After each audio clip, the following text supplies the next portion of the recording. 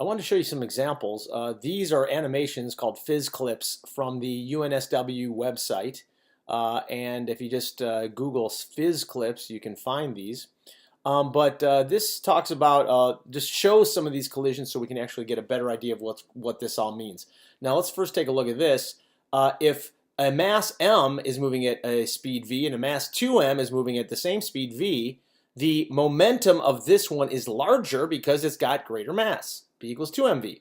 Of course, if you want to make something else have the same momentum but only have mass m, just speed it up to 2v.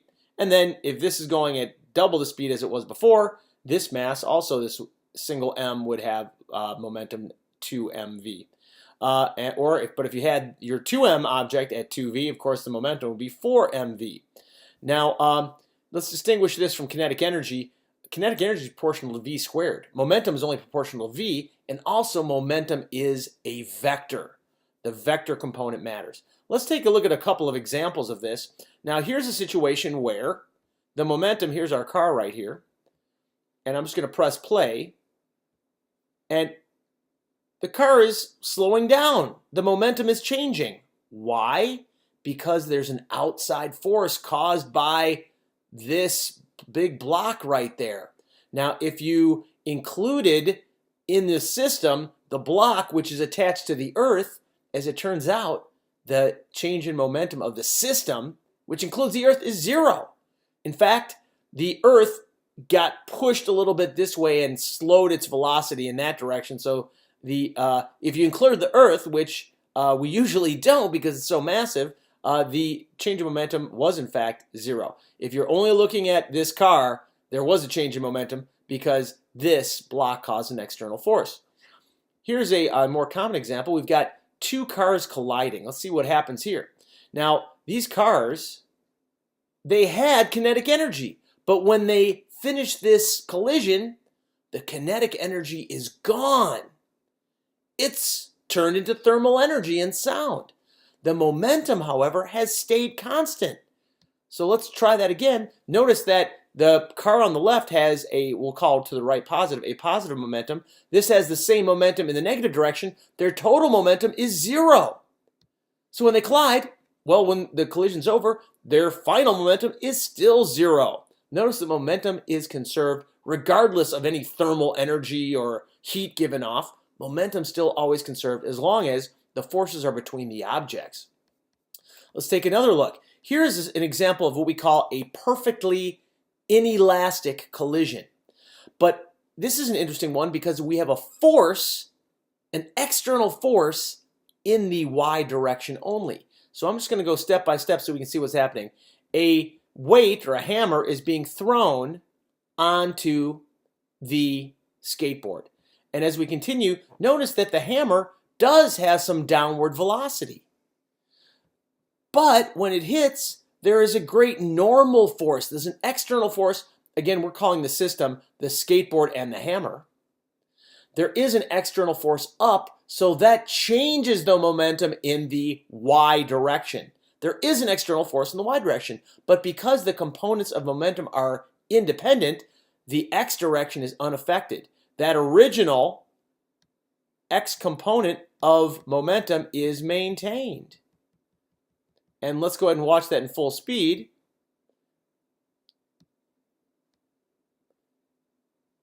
Notice that momentum in the x direction is maintained because there is no external forces in the x direction. And we will watch this one more time. So we have this thing has initial x momentum, which is not going to change as soon as that person lets go of the hammer. That momentum that's what the system's got in the x direction. That momentum, this component right there, will stay the same for the system.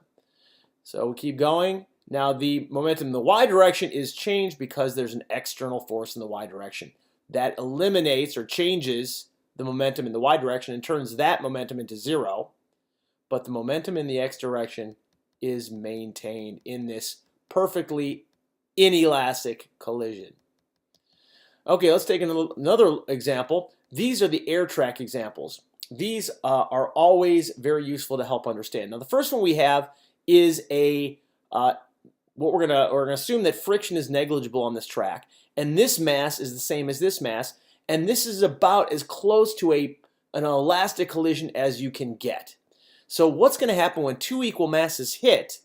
How can momentum be conserved in this situation? And in fact, because it is elastic, kinetic energy's got to be conserved too. There's only one way that can happen. And let's watch what happens. Notice that that first one stops. And if you do the math, that is the only way it's the only solution you can get. If two masses collide that are of equal mass, one of them's got to stop and one of them's got to move with, guess what velocity? The same velocity that this one had. That's an elastic collision. Now, let's take a look at this next. Okay, this is where the two particles have velocities in opposite directions. So you can take a look at this and watch this. And that red line there is simply looking at the center of mass of the two objects. Now I want you to notice something about the center of mass of the two objects. That red line there. Notice no matter what the objects are doing, that red line keeps moving at constant velocity. That's the center of mass. The center of mass, there's no external forces, will maintain constant velocity. But in terms of the two different objects, let's look again what happens. Now the one on the left is a bit more massive than the one on the right. So notice that after they bounce, that one on the right actually had a higher speed than the one on the left after the bounce. So those are some examples of elastic collisions, or pretty close to elastic. Now we have inelastic collisions. What there is a piece of putty right there that will allow these to stick together. Let's watch what happens when these two equal masses hit.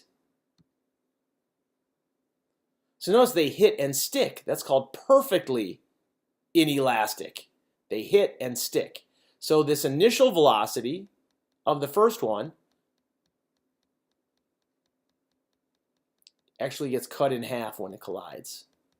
But you'll notice again that the center of mass of the system stays at a constant velocity.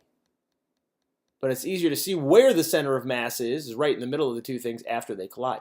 Center of mass, no external forces, will stay at constant velocity. And we'll see this one more time.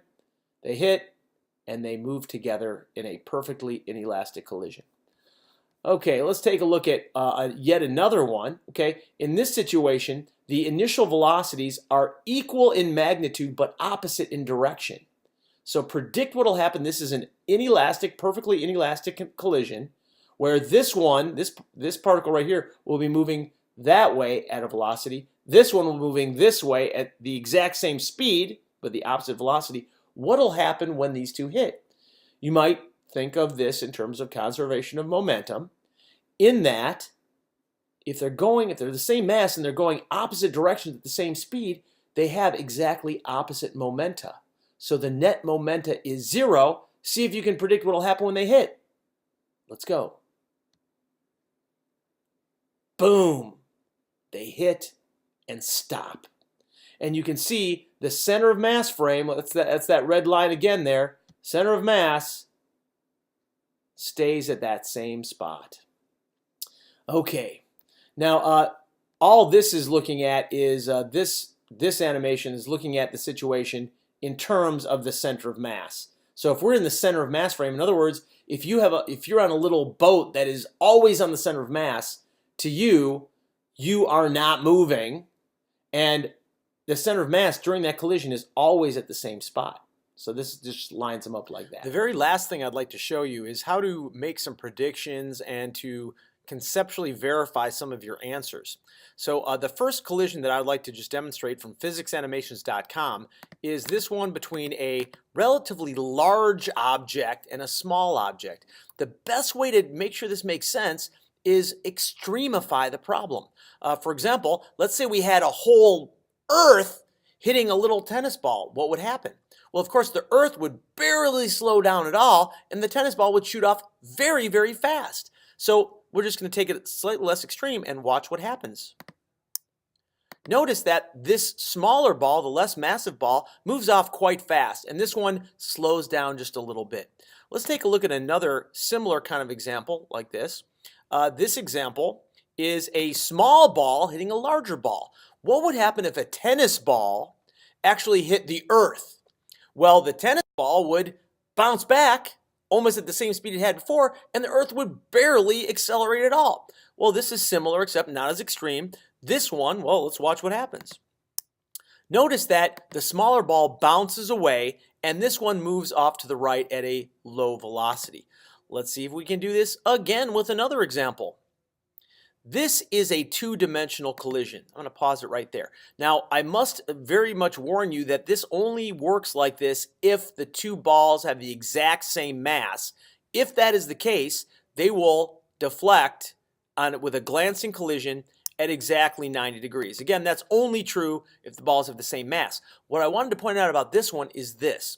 That original sphere here was, let's go back, was moving horizontally. So what do we know about the total momentum of the system? It's got to maintain its momentum to the right. So whatever vertical momenta these two have, they will be opposite each other. This one's velocity, because it's the same mass as this one, will be upward with the same magnitude as this one, that'll be downward. The two vertical momenta will completely cancel. How do I know that? Because initially the system had 0 vertical momentum. So this, as they bounce, they must maintain 0 vertical momentum. Let's just watch that one more time. And that's it.